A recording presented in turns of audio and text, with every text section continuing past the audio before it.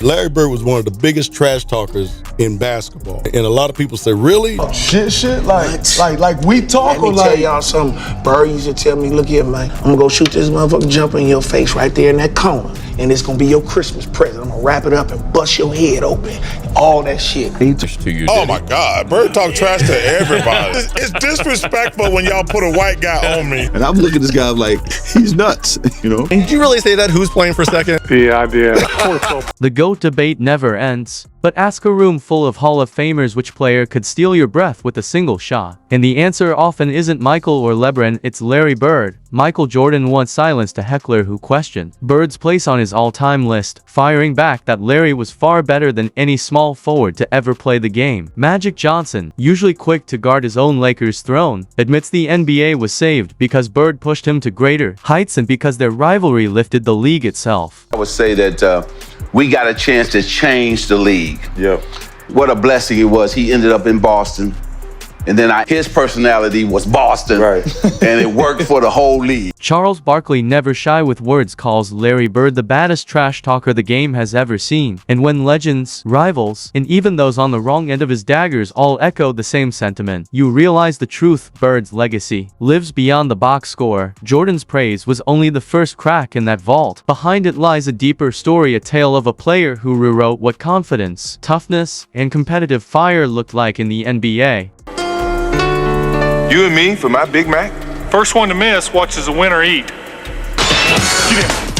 Nothing but net. I think we're gonna be here a while. I suggest you go get a Big Mac.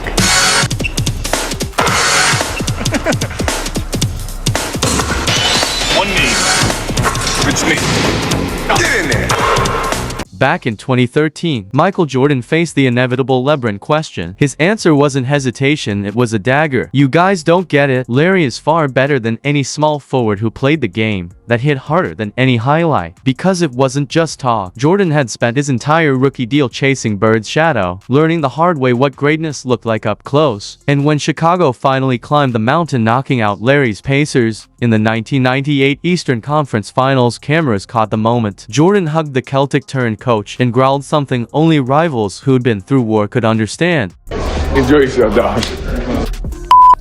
Y'all gave us a run for our money. For Jordan, respect for Bird wasn't casual, it was ultimate. He later admitted that no one schooled him in mental warfare like Larry. Bird would tell you the shot, point to the spot, and then drain it right in your face. MJ's reverence wasn't poetry, it was survival instinct. And that instinct wasn't born in isolation. The first man to feel it, to recognize the danger before anyone else, was his greatest rival, Magic Johnson. I called home. I said, it's true about this boy.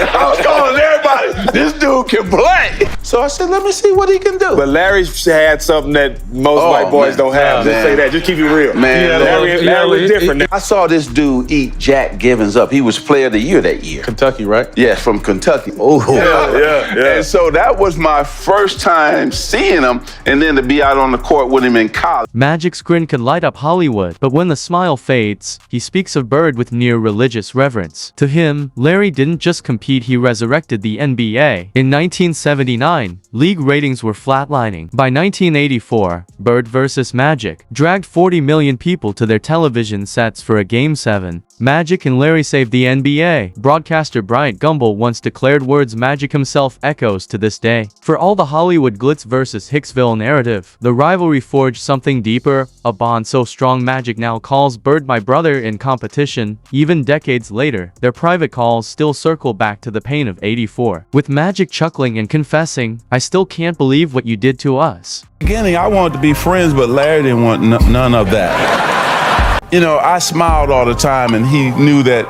I will smile at you, but I want to cut your heart out at the same time. So My thing was when you compete, you're really not friends. You want to keep an edge. And I was like that through high school and through college. You know, and you got that big smile. My goal was to try to take 3 of them teeth home with me. Charles Barkley always claimed Bird's tongue cut deeper than Magic's smile. Take All-Star Saturday in Dallas, 1986. Barkley strolls into the locker room for the three-point contest, running his mouth about who might actually knock Larry off. Then Bird walks in, scans the room like a gunslinger, and delivers one line that silenced the noise. I just want to know which one of you is coming in second. So Leon Wood was one of my teammates, and we're sitting in the locker room getting ready for the three-point shooting contest. Bird comes in and says, "Which one of you is gonna come in second place?" Which one of you gonna come in second place? Nobody said nothing. It was one of the best scenes I've ever The locker room exploded with laughter, but Barkley swears if Vegas had odds that night, every mortgage in the room would have gone on Bird. Man, I wish we had casinos, Chuck said later. We'd have bet everything on Larry winning that three-point contest. Man, I wish we had casinos. We could bet on Larry Bird gonna win this three-point shooting contest.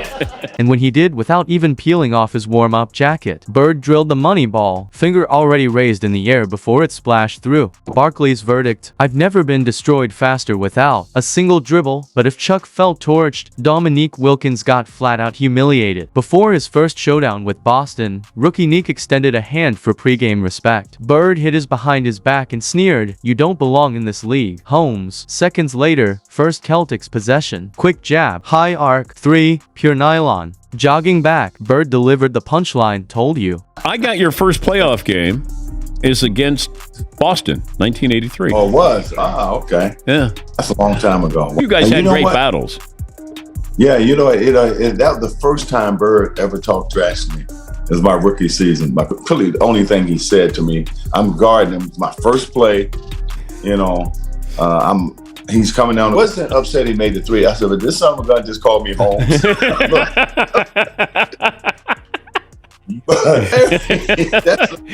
That's who he was, man. Wilkins remembers the Hawks bench frozen as Bird scored and narrated, "They made a mistake putting you on me." Holmes. That one night shook Dominique's confidence for a season. Reggie Miller learned the same lesson as a rookie. Down 3, he tried to rattle Bird at the line. Larry glared and said, "Rook, I'm the best shooter in the league. Understand?" 2 swishes later, the Pacers trailed by 5, and Miller was silent. Years later, Reggie admitted that's when he realized trash talk was an art and Bird was the master. Even veteran coaches like Pat Riley felt the sting of Bird's edge. Jordan once said, "If I had to pick someone to save a game, I'd take myself. But if it was my life, I'd take Larry Bird." Horace Grant understood why. Bird told him the exact move, fake left, right-hand hook, and still scored. That clairvoyance became legend on March 12, 1985. Bird walked into New Orleans shoot-around, saying, "I feel like 60 tonight." Hours later, he did it calling shots as he went. Off glass from the wing, corner 3, bucket after bucket. The Hawks bench collapsed in laughter and awe, celebrating so hard the NBA fined them for cheering the enemy. Robert Parrish swore Bird could have hit 70 if the coach hadn't pulled him.